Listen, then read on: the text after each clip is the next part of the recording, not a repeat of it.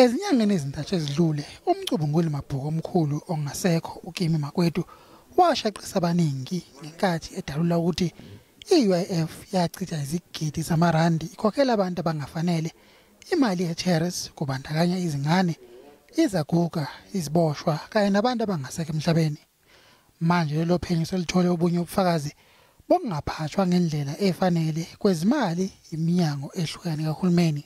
Over 1,500 claimants of SASSA grants happen to be directors of companies that benefit from state contracts, which is a matter that requires further investigation and hopefully recovery from people who benefited inappropriately.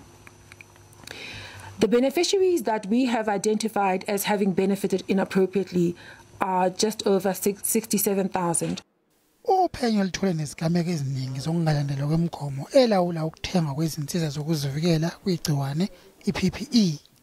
We found instances in many provinces of prices that were paid for PPE that were higher than the market prices that were determined by the National Treasury.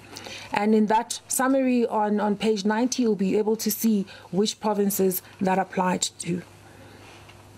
We also highlighted that some of the PPE that was delivered did not meet the required specifications.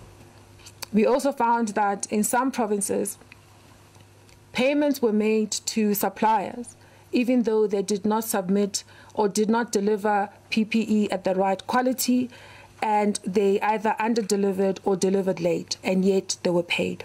Isengaphezulu kwesigamu imali esisetshenzisiwe kuleyo engamabhiliyoni angama500 eyabiwa.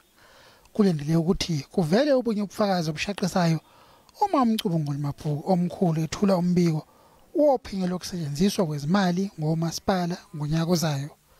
Mbongeni mutsho SABC eGoli.